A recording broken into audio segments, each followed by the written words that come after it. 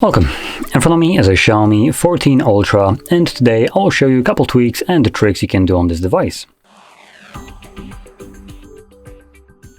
Now to get started, let's open up our settings, and I'm going to begin with the display section, well, display and brightness to be more precise.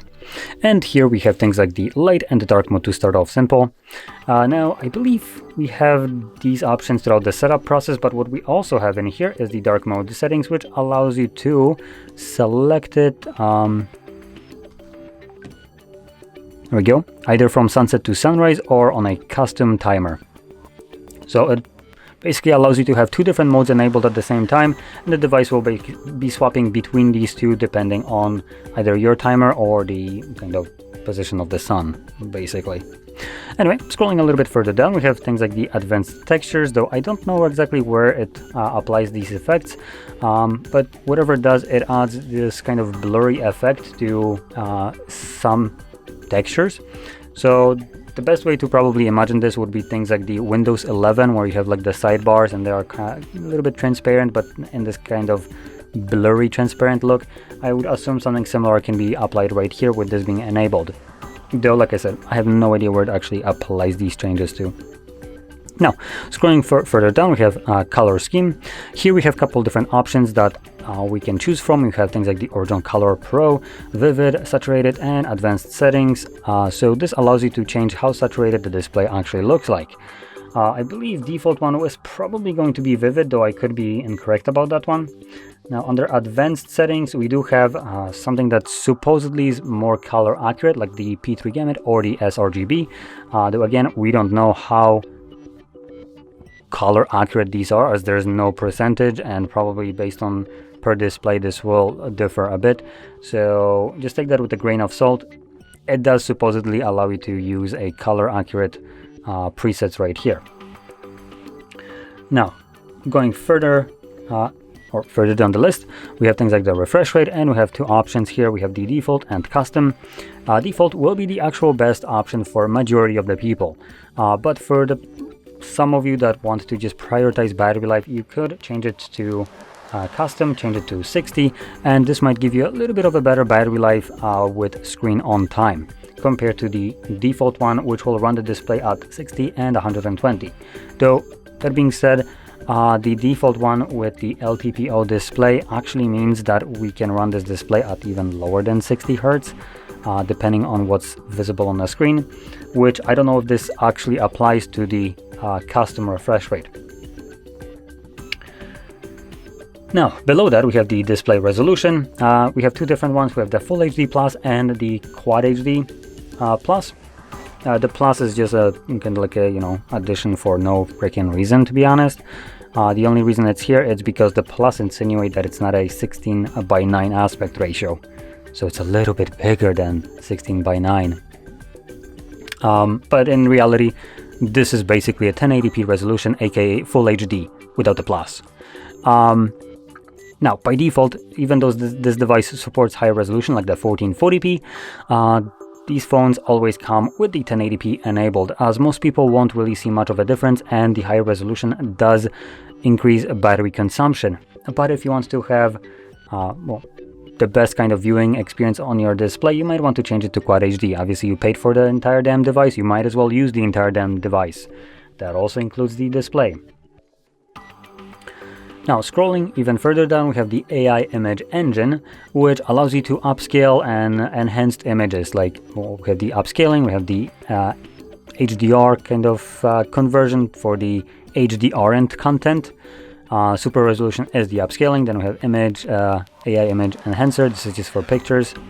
Now, all of these allow you to improve the image quality for instance, video viewing or picture viewing, but they also come at a cost of a little bit of a higher battery consumption when this is being utilized. So if you're watching some low resolution video and the device is upscaling it using the processor, it will consume more battery during that time. But once you're done watching it and you close it, you don't have to worry about it. It's not going to be like consuming permanently more battery, only when it needs to utilize this function. Now, going back to the main settings page, now we can navigate to notifications and status bar, and here at the bottom we have the notification effect, and this just allows you to customize how the notification look like on this semi-curved display. By default this is the one that comes enabled, and maybe you want to change it to something a little bit more flashy, so we have options right here for that. One more thing in here is the how many icons are visible in your status bar right here. By default it's set to 1, so if you want you can increase it to 3, and this will obviously show 3 icons at the same time based on notifications. Now if there's no 3 notifications, obviously it's just going to show you 2, or however many it's showing, or more precisely however many there are notifications in the shade. Now, continuing on, we can now move over to home screen, and in here there is one option that I really like to change, which is the home screen style. By default it's set to classic. We have 2 additional options, well, technically 1 additional option, which is the up drawer, which is what I prefer, and this just kind of adds you the up drawer. That's not an up drawer. There we go, that's an up drawer. So from here you can have all your applications neatly organized in a single place, and something that Xiaomi actually does, which is pretty neat, is in their up drawer you have categories. Now by default they're not in the best kind of position. It would have been better if they used something like icons instead of text, as you just kind of have to flip through it. Most applications get placed to one of these categories. As you can see, it automatically does that, so you don't need to do it yourself, but if you want to switch something from one place to another, you are completely free to do so. One thing that I would recommend doing with these kind of categories here, if you want to use them, is maybe summarizing them to like a single letter, which you can go into editing mode right here, and then manage app categories, and from here you can select custom ones, so you can create your own, and you can then name them and place applications into them, allowing you to have obviously a bit of a cleaner look to these categories, and giving you obviously a better user experience.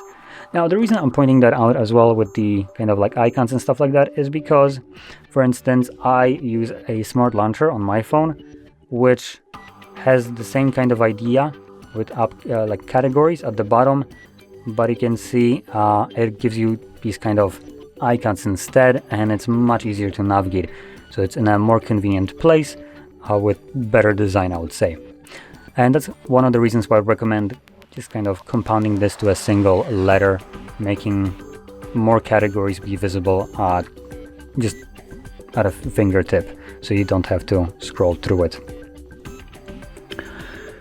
Yeah, now there was also another mode there, so touching upon this one adds you the app drawer. The previous one just had all the applications between like several pages, and the last mode that was visible in there, which let me just quickly actually go into the settings, which I don't know where it's at now.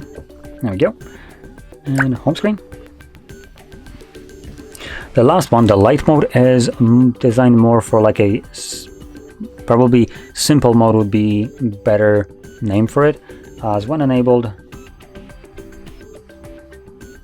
Give it a second, there we go. It doesn't actually increase the size of the applications that much, but it does try to make it a bit clearer and nicer to, well, not nicer, but make it easier for most likely elderly people to use their devices, with trying to improve the, for instance, misclicking some applications with fat thumbing it. So here you can just have less applications, obviously, as you can see, more space between them.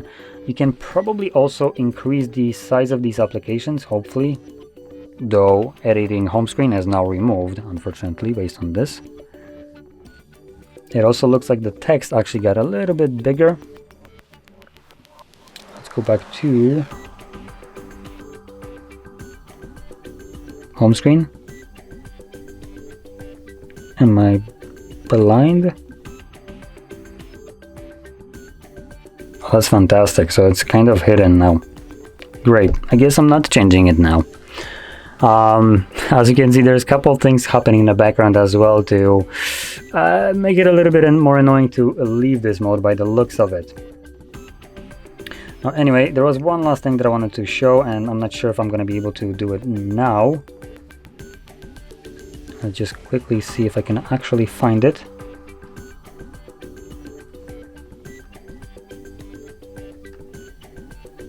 Yeah, I don't think I can find it anymore. So anyway, with that being said, I guess this would conclude the tweaks and tricks around the shop. So if you found this very helpful, don't forget to hit like, subscribe, and thanks for watching.